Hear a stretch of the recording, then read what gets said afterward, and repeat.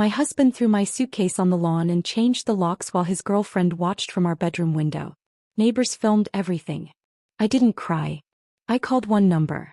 A man showed up in 20 minutes. My husband came outside yelling. The man showed him papers. My husband's face went white. He looked at the house. Then at me. The suitcase landed on the front lawn with a dull thud that seemed to echo through the entire neighborhood. I stood on the sidewalk, my work badge still clipped to my scrubs, watching my husband Derek drag the second bag, the one with the broken wheel, across the porch. He didn't even bother carrying it. Just shoved it hard enough that it tumbled down the 3 concrete steps and spilled open, my mother's quilt tangling with my winter boots. "You're done here," he said, loud enough for Mrs. Patterson 3 houses down to hear. Loud enough for everyone to hear. "This is my house now. My life. You can figure out your own." Behind him, framed perfectly in our bedroom window, the window that overlooked the garden my mother planted 15 years ago, stood Vanessa, Derek's coworker. The woman he'd introduced me to at last year's office holiday party, the one who'd squeezed my hand and told me how lucky Derek was to have such a supportive wife during these difficult times. She wasn't even trying to hide. She wore one of my robes, the blue one I'd gotten for my birthday, and she held a coffee mug. My coffee mug. The one that said "World's Best Daughter," that Mom gave me the Christmas before her diagnosis. I heard the clicks before I saw the phones. Mr. Kowalski from next door. The retired couple across the street. Even Jenny Morrison, who usually kept to herself, had stepped onto her porch with her cell phone raised. They were all recording. Documenting. Bearing witness to what Derek assumed was my humiliation. But I didn't cry. I didn't scream. I didn't collapse or beg or give them the show Derek clearly expected. Instead, I pulled out my phone and made one call. A number I'd saved under "home emergency" 3 months ago, back when I'd first started noticing the signs. Back when Derek's late nights had become overnights, when his cologne changed brands, when he stopped asking about my day. "This is Sarah Mitchell," I said calmly, my voice steady in a way that surprised even me. "The locks have been changed. I need you here now." The man on the other end didn't ask questions. 20 minutes. Don't engage. Just wait. Derek was already heading back inside, probably to celebrate his conquest with Vanessa. Probably to laugh about how easily he'd taken everything. The house we'd lived in for 8 years. The house where we'd hosted Thanksgiving dinners and birthday parties. The house where my mother had spent her final months, hooked up to oxygen watching the hospice nurses come and go. The house Derek thought belonged to him. I sat down on my suitcase right there on the lawn and waited. Mrs. Patterson hurried over with a folding chair and a bottle of water. She didn't say anything, just set them beside me and squeezed my shoulder. Mr. Kowalski stayed on his porch, but he was still recording. I caught his eye and he nodded once, deliberately. Jenny Morrison had moved to her front steps, her phone steady, her face grim. They knew. Somehow, without me saying a word, they all knew this wasn't about a marriage ending. This was something else entirely. Exactly 19 minutes later, a silver sedan pulled up to the curb. The man who stepped out wore a suit that had seen better days, carried a leather briefcase that looked older than me, and had the kind of face that had probably seen every variation of human ugliness the legal system had to offer. He walked up to me with purpose but not urgency and extended his hand. "Mrs. Mitchell. I'm Richard Brennan. Your mother's attorney." He said it loud enough for the neighbors to hear. Loud enough for Derek to hear if he was listening. "He's inside," I said simply. Richard nodded and walked straight to the front door. He didn't knock. He rang the doorbell 3 times, hard and insistent like a cop might. I could hear Derek's footsteps stomping through the house. The door swung open and Derek filled the frame, his face already red. "Who the hell are you? This is private property. You're trespassing." "Actually," Richard said, his voice carrying that particular tone lawyers use when they're about to ruin someone's day, "you're the one trespassing. I'm here on behalf of the legal property owner." He held up a thick manila envelope. "These are for you. I suggest you read them carefully. You have 72 hours to vacate the premises." Derek's face went from red to purple. "What are you talking about? This is my house. I've lived here for 8 years. My name is on." "Your name is on nothing," Richard interrupted. Your name was removed from the deed 18 months ago through a legal reconveyance process initiated by Mrs. Eleanor Mitchell prior to her death. The house was never jointly owned. It was inherited by Eleanor from her parents in 1987, and she transferred sole ownership to her daughter, Sarah Mitchell, in a recorded deed dated March 15 of last year. You currently have no legal right to be here, let alone change the locks or remove the actual owner's belongings. I watched Derek's face change. The purple drained away, leaving him pale, his mouth opening and closing without sound. Behind him, Vanessa had appeared in the hallway, still wearing my robe, her expression shifting from smug confidence to confusion. That's impossible, Derek finally managed. That's not, Eleanor would have told me. Sarah would have. Mrs. Eleanor Mitchell wasn't required to inform you of her estate planning decisions. And given the documentation we have regarding your activities during her final illness, I'd say her discretion was both warranted and wise. Richard pulled out a second sheet of paper. This is a temporary restraining order, effective immediately. You are not to dispose of, damage, or remove any property from these premises beyond your personal clothing and effects. Any violation will result in immediate arrest. Derek snatched the papers from Richard's hand, his eyes scanning frantically.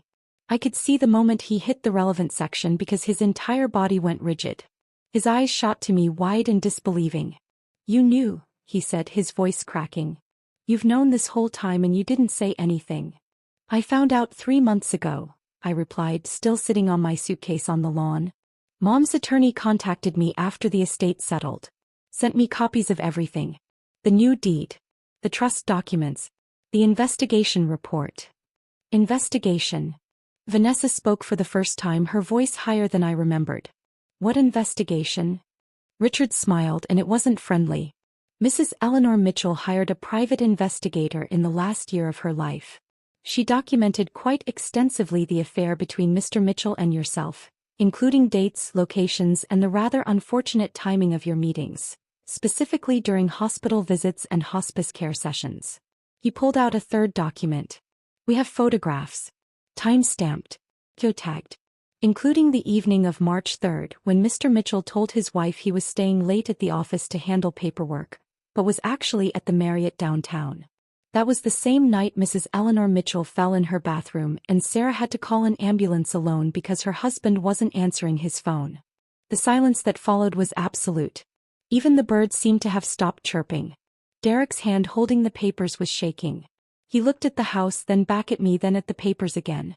How much of this did Eleanor know? He asked, his voice barely above a whisper. All of it, Richard answered. She knew for approximately 6 months before she passed. She watched you pretend to support your wife while betraying her. She documented your financial negligence, your emotional abandonment, and your continued deception. And then she made absolutely certain you would never be able to take anything else from her daughter. Derek stumbled backward, bumping into Vanessa, who wrapped her arms around herself. My robe, my mother's gift, suddenly looked obscene on her. There's more, Richard continued, and I heard the shift in his tone. This was the part even I didn't know about yet. Mr. Mitchell, we've also uncovered some concerning financial irregularities that need to be addressed. Over the past 3 years, you've attempted to take out several loans using this property as collateral. Derek's face, which had started to regain some color, went white again. That's standard. Homeowners do that all the time. Homeowners who actually own the home, yes. But you didn't own this home. Which means you forged property documents. Specifically, you forged Mrs. Sarah Mitchell's signature on a refinance application 2 years ago, and on a home equity loan application 14 months ago. The lenders are being notified as we speak, and they'll be looking to you personally for repayment. We're looking at approximately $127,000 in fraudulent loans. The words hung in the air like smoke. I felt my breath catch. $127,000. Derek had been stealing from the house. From me. From my mother's legacy. And I'd had no idea. I needed that money, Derek said, but his voice had lost all its fight. The business had some setbacks. I was going to pay it back. I was fixing things. By forging your wife's signature? By committing fraud. Richard's voice was ice. Mr. Mitchell, those lenders are going to pursue you personally. This isn't going to disappear. And given that Mrs. Eleanor Mitchell caught you in the act. Yes, she knew about that too. She restructured everything to protect her daughter from your financial crimes. I stood up slowly, my legs unsteady. Mom knew. She knew he was forging my name. Richard turned to me and his expression softened just slightly. She found the documents in January of last year. You were at the hospital overnight with her, remember? She'd asked Derek to bring her some papers from her home office. He apparently took that opportunity to search for financial documents. She had a small security camera in the office. Something she installed after her neighbor had a break-in. He saw everything. Watched him photograph the deed, take copies of your signature from joint tax returns. That's when she contacted me. My mother. Dying, exhausted, in pain, and she'd spent her final months protecting me from the man I'd trusted. The man I'd married. The man who was supposed to love me the way she did. I need to sit down, I said, and Mrs. Patterson's chair was suddenly under me, her hand on my back. Derek was looking at his feet now, the papers hanging limply in his hand. Vanessa had backed away from him, her expression shifting from confusion to calculation. She was doing the math, I realized. Adding up the debt, the fraud, the legal consequences. Measuring the man she'd helped destroy a marriage for against the reality of what he actually was. There's one more thing, Richard said, reaching into his briefcase one final time. He pulled out a cream-colored envelope, my name written on it in my mother's careful handwriting. Mrs. Eleanor Mitchell left this for you. She wanted you to have it today specifically. She anticipated this scenario. The locks changed, the eviction attempt. She set up a trigger with the county recorder's office. The moment any changes were filed regarding this property without your authorization, I was automatically notified. She knew her son-in-law well enough to predict exactly how this would play out. I took the envelope with shaking hands. My mother's handwriting. The last words she'd ever write to me. I wanted to tear it open immediately. I wanted to wait until I was alone. I wanted to scream and cry and rage at the unfairness of it all. That she'd had to spend her final days protecting me instead of just being my mother, just letting me care for her without this weight. Can I read this inside? I asked. In my house. Richard smiled, and this time it reached his eyes. It's your house, Mrs. Mitchell. You can do whatever you want in it. I stood and walked past Derek. He didn't move. Didn't try to stop me. Just stood there holding those papers, his entire world crumbling around him while Vanessa edged further and further away. I climbed the 3 concrete steps where my suitcase had tumbled just half an hour ago. The front door was still open. Mrs. Patterson had already started gathering my spilled belongings, folding my mother's quilt with gentle hands. Mr. Kolsky was calling someone, probably his daughter who worked for the DA's office. Jenny Morrison had lowered her phone but hadn't deleted the video. They'd all seen it. All recorded it. Evidence of Derek's illegal eviction. Proof of my right to return. I stepped into my house, my mother's house, now mine, and the familiar smell hit me. Coffee and vanilla, the candles I always bought. But underneath it, something sour. The smell of betrayal, of violations I couldn't name yet. Vanessa's perfume in the hallway. Strange shoes by the door. A jacket I didn't recognize on the coat rack. How long had this been going on? How many times had they been here together while I worked double shifts at the hospital, trying to pay for treatments that would buy my mother a few more months, a few more days? How many times had Derek brought her into our home, into our bed, into the space my mother had fought so hard to protect for me? I walked through the living room, past the couch where Mom had spent her final weeks when the stairs became too difficult. Past the bookshelf full of her favorite novels, the ones she'd read to me as a child and then again when she could no longer hold the books herself. Into the kitchen where we'd had our last real conversation, where she'd held my hand and told me she was proud of me, that I was stronger than I knew. She'd known then. Known about Derek, about Vanessa, about the forgery. And she'd smiled at me and told me I was strong enough to handle what was coming. I sat at the kitchen table, her table, the one she'd inherited from her own mother, and opened the envelope. The letter inside was 3 pages, written in the careful script that had deteriorated over her final months as the pain medications made her hands shake. But every word was legible. Every word was intentional. My dearest Sarah, if you're reading this, then I was right about Derek. I wish I hadn't been. I wish I could have been wrong about this one last thing before I left you. But I wasn't, and I'm so deeply sorry for that. I want you to know that discovering the truth about your husband wasn't what hurt me most in those final months. What hurt was watching you sacrifice everything, your sleep, your health, your happiness, to care for me while he was betraying you. You would come home from the hospital, exhausted beyond measure, and tell me about your day. You'd smile and say Derek was holding down the fort, taking care of things at home, being supportive. And I would have to smile back and pretend I didn't know the truth. But I couldn't tell you. Not then. You had too much on your plate and I needed you to focus on the time we had left, not on his betrayal. So I decided to handle it myself in the only way I could. The house has always been in my name alone. Did you know that? Your father and I bought it together in 1987, but when he passed, it became solely mine. When you married Derek, he assumed he'd been added to the deed. I let him assume that. But I never did it. Something about him always made me hesitate. I told myself I was being overprotective, that every mother worries about her daughter's husband. But instinct matters, Sarah. Mine was right. When I hired the private investigator and confirmed the affair, I felt something I hadn't felt in years. Absolute clarity. I knew exactly what I needed to do. I transferred the house entirely into your name through an irrevocable trust. I made sure Derek's name was never attached to it. I documented his affair, his financial negligence, his forgery of your signature. And I set up a system with Richard to protect you the moment Derek showed his true colors completely. I wish I could be there to hold you when you read this. I wish I could tell you in person that this is not your fault.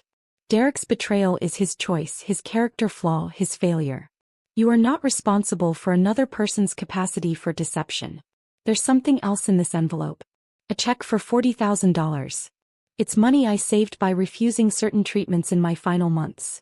Treatments that would have extended my life by perhaps 6 to 8 weeks but would have left me in agony and left you in debt. I chose to leave this world a little sooner in less pain and give you freedom instead. I know you'll want to argue with that choice. You'll feel guilty, like you should have insisted on those treatments, fought harder, done more. But Sarah, you did everything. You gave me the greatest gift, your presence. You stayed. You held my hand. You read to me. You made me laugh even when I could barely breathe. You were exactly the daughter I'd always hoped I'd raise. Derek left you during the hardest time of your life. That shows you who he is. This house, this money, this legal protection. It shows you who I am. Who we are. Women who stand by each other. Women who protect what matters. Use the money however you need. Pay off debts, take time off work, travel somewhere I always meant to take you. Or, and I think you'll like this idea. Use it to help other women who are going through what you're going through. Start something. Build something. Create a space where women can find their strength again. The house remembers loyalty, Sarah. It remembers who stayed and who left. It remembers every meal we cooked together, every holiday we celebrated, every quiet evening when you sat with me and just let me be your mother. Derek was never truly part of that. He was a guest who overstayed his welcome. Now you get to decide what happens next. You have the power. You have the resources. You have the legal right to every inch of that property. And you have my absolute faith that you will build something beautiful from this wreckage. I love you more than any words can express. I'm proud of the woman you are. And I'll be watching over you, cheering you on as you reclaim your life and build something better than Derek could ever imagine. The house is yours. Your life is yours. Choose wisely who you let into both. With all my love, always. Please keep the quilt. It was your grandmother's and her mother's before that. For generations of strong women, all loving you. We're not going anywhere. I read the letter 3 times before the tears finally came. Not because Derek had thrown my belongings onto the lawn. Not because of the affair or the forgery or the betrayal. But because my mother, dying and in pain, had spent her final months protecting me. Had chosen to leave this world sooner than necessary so I could have freedom. Had loved me enough to handle the ugliness so I wouldn't have to face it alone. The check fluttered out from between the pages. $40,000 made out to me, dated the week before she died. Money she'd saved by suffering less relief, fewer pain medications, shorter hospice care. Money she'd chosen to leave me instead of spending on herself. I heard footsteps behind me and tensed, but it was Richard Brennan, not Derek. I gave your husband the full documentation, he said quietly. The loan information, the fraud charges, the evidence of the affair. He and his companion are gathering his belongings now. He's asked for the full 72 hours to find alternative housing. And the girlfriend? I asked, my voice rough from crying. Richard's expression turned grim. There's something else you need to know about her. Something that came to light during the background check your mother requested. I looked up at him, exhausted. What else could there possibly be? Vanessa isn't just having an affair with your husband. She's still legally married. Has been for 12 years. 2 children ages 8 and 10, living with her husband in Ohio. This is her 3rd time pulling this exact scheme, targeting married men with property, moving in, attempting to establish common law marriage rights or cohabitation claims, then taking them for everything in the inevitable settlement. The words didn't make sense at first. I blinked at Richard, trying to process. She's married? With kids. Her husband, Thomas, has been looking for her for 8 months. She emptied their joint account and left. He's been trying to serve her with divorce papers and custody modification documents. I took the liberty of contacting him when your mother's investigation revealed Vanessa's real identity. He's on his way here now. Should arrive within the hour. I started laughing. I couldn't help it. The situation was so absurd, so completely ridiculous, that laughter was the only response that made sense. Derek hadn't just destroyed our marriage for an affair. He'd destroyed it for a woman who was scamming him. A woman who'd probably targeted him deliberately, assessed his assets, manipulated her way into his life with the explicit goal of taking everything. And he'd thought he was the one in control. Thought he was the one calling the shots. Does Derek know? I asked. Not yet. I thought you might want to be there when Thomas arrives. It's your house after all. Your choice whether to allow that conversation to happen here. I thought about it. Thought about Derek's face when he'd opened the door to Richard. Thought about Vanessa's careful manipulation, her performance at the holiday party, the way she'd worn my robe like a trophy. Thought about my mother, spending her final months protecting me from people who'd seen me as nothing more than an obstacle to overcome. Let Thomas come, I said. I want Derek to see exactly what he traded his marriage for. I want him to understand the depth of his own stupidity. Richard nodded approvingly. Your mother would have said the same thing. She was always strategic, even at the end. We went back outside together. Derek had piled his clothes into garbage bags. Apparently he hadn't thought to keep suitcases here, and was loading them into his car. Vanessa stood by the front door, still wearing my robe, her face tight with calculation. She'd heard Richard mention the fraud charges. She was probably already planning her exit strategy, figuring out how to distance herself from Derek's legal troubles. The neighbors were still watching. Mrs. Patterson had brought me my suitcases, carefully repacked. Mr. Kowalski had made coffee and was sharing it with Jenny Morrison. They'd formed a protective semicircle around my property line, witnesses to whatever came next. Derek slammed his trunk closed and turned to face me. Satisfied, he spat. You get the house. You get everything. I hope it was worth destroying our marriage over. I didn't destroy anything, I replied calmly.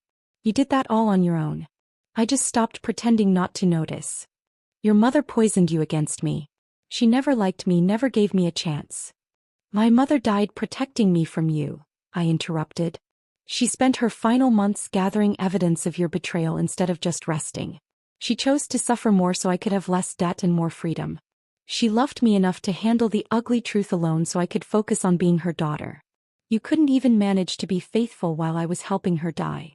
Derek's mouth worked soundlessly. Vanessa had edged toward her own car, a small sedan I'd never seen before.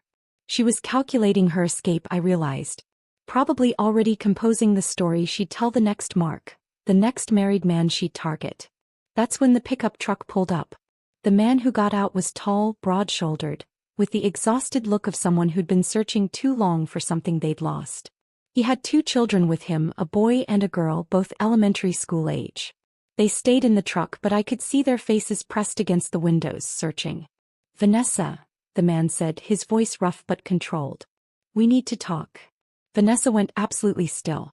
All the calculation, all the confidence drained from her face in an instant. She looked between Thomas, Derek, and the truck with her children inside, and I watched her realize there was no way out. No story that would work. No manipulation that would save her. Who the hell is this? Derek demanded, looking between Thomas and Vanessa. Vanessa, who is he? My name is Thomas Morrison, the man said, pulling out a folder from his truck. I'm Vanessa's husband. Have been for 12 years. These are our children, Emma and Jack. And these are divorce papers and custody modification documents I've been trying to serve her for 8 months. The silence was deafening. Derek's face cycled through confusion, disbelief, shock, and finally comprehension. He turned to Vanessa slowly. "You're married," he said flatly. "You have kids." "It's not what you think," Vanessa started, but Thomas cut her off. "It's exactly what he thinks. This is what you do, Vanessa. You find married men with assets, move in with them, establish residency, then claim common law marriage or cohabitation rights when things fall apart. You did it in Ohio before we got married. You did it in Pennsylvania 3 years ago. Yes, I found out about that. And now here.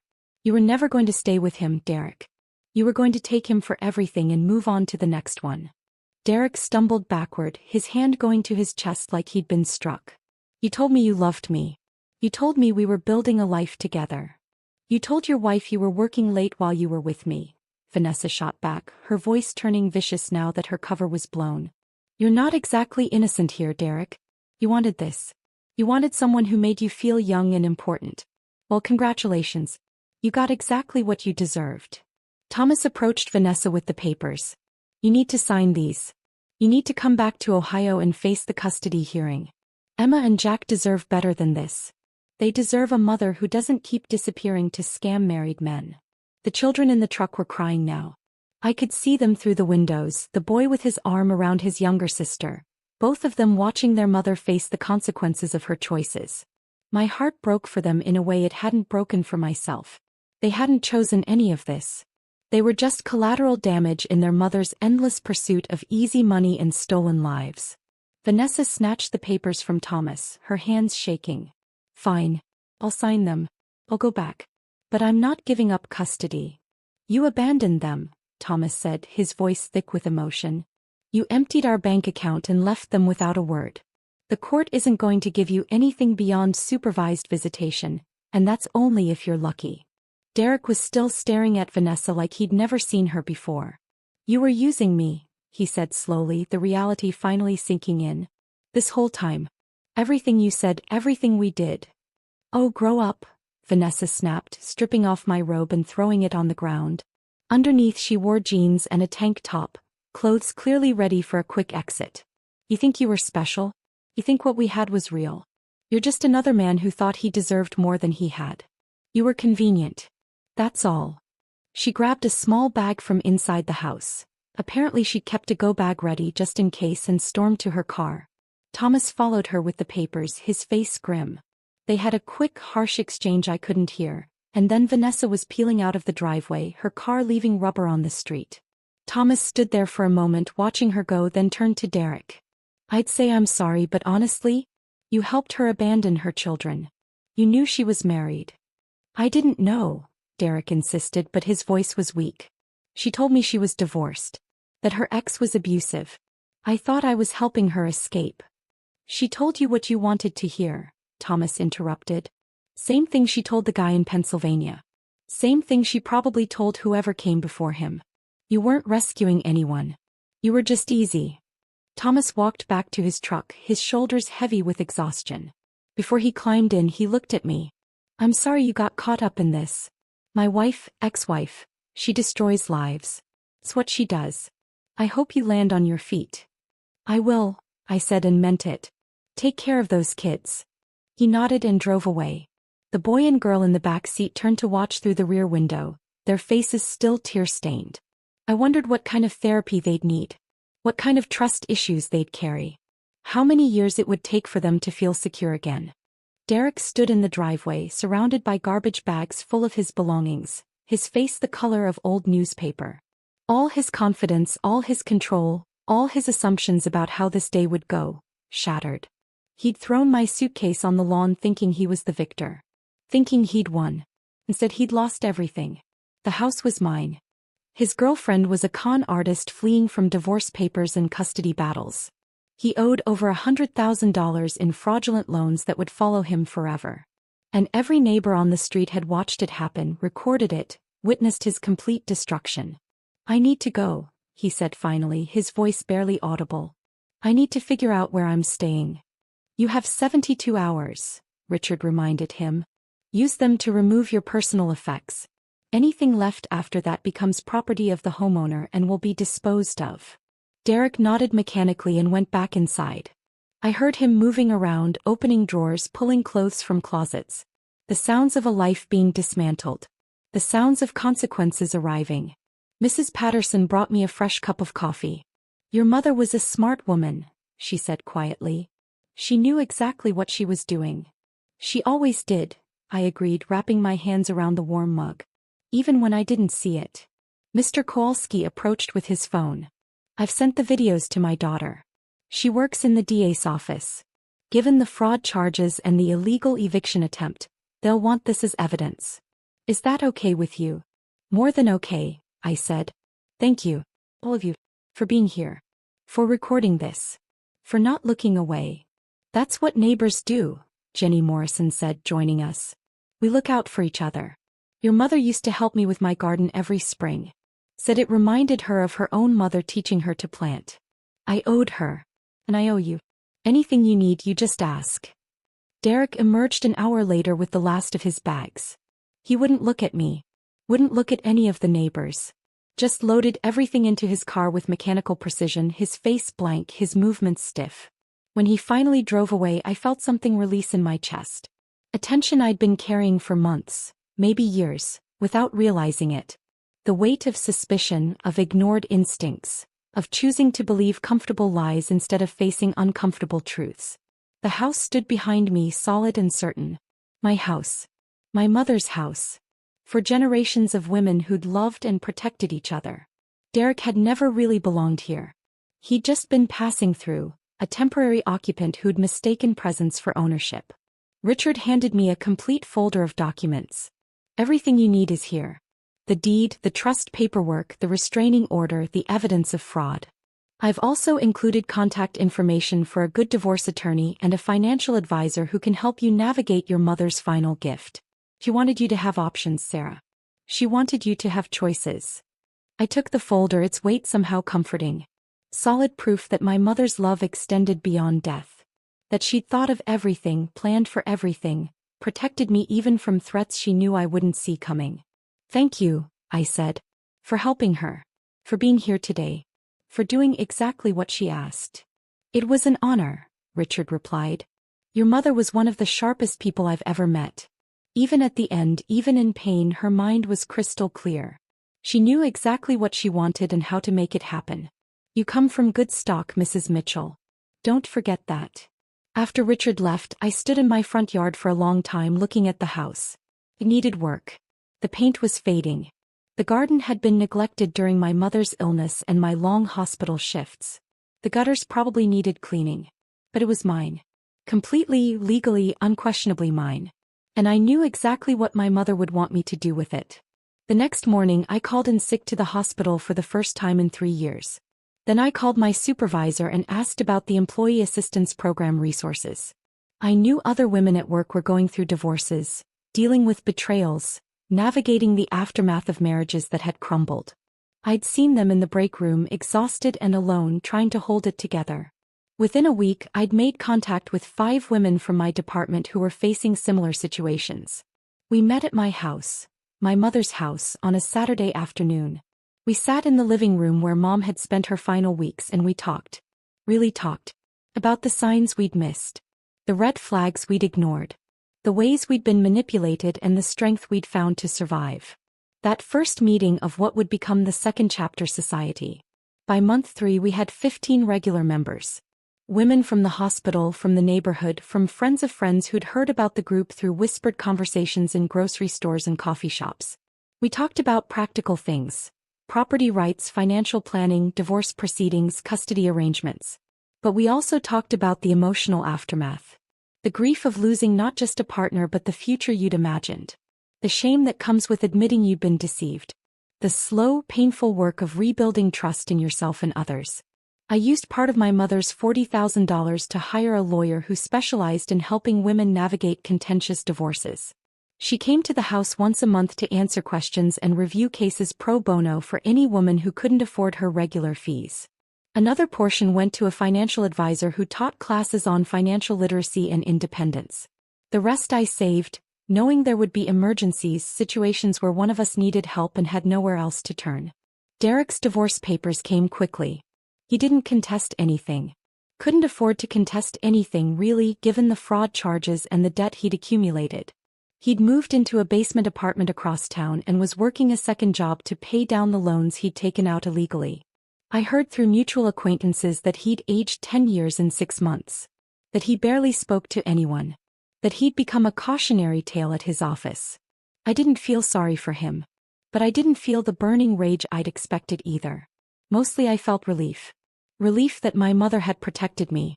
Relief that I'd gotten out before Derek could do more damage.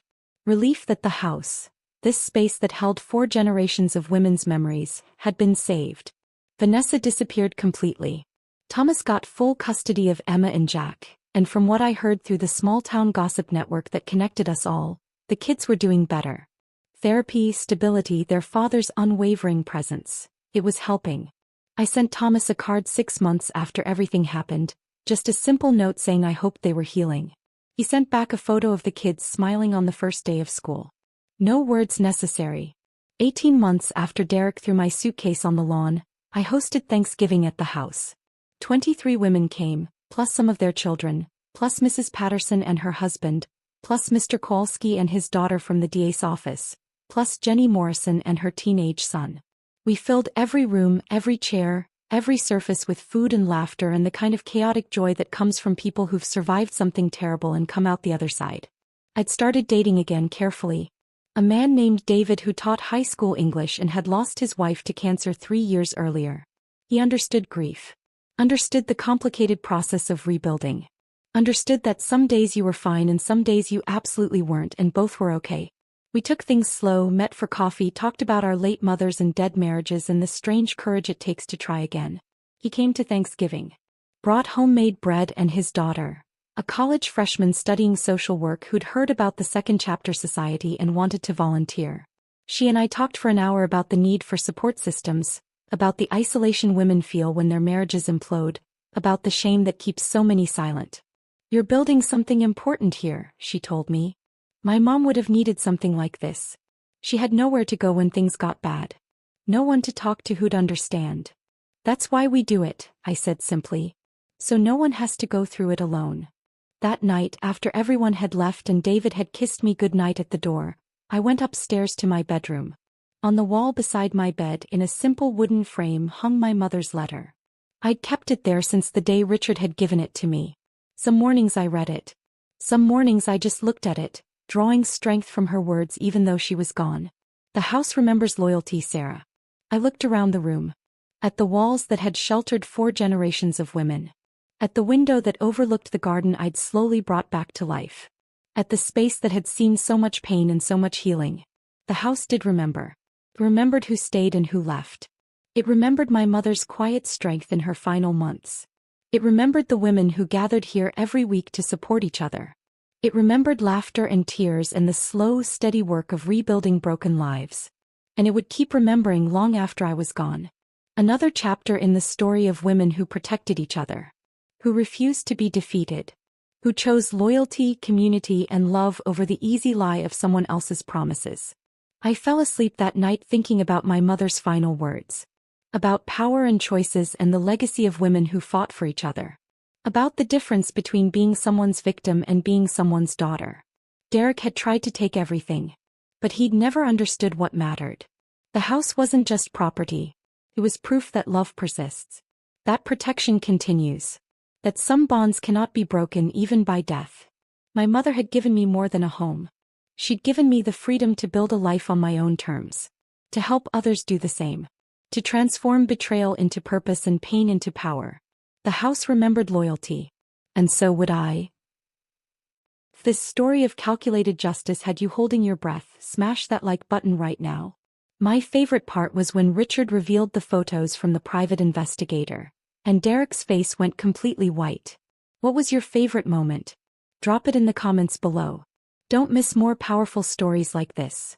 Subscribe and hit that notification bell so you never miss an upload.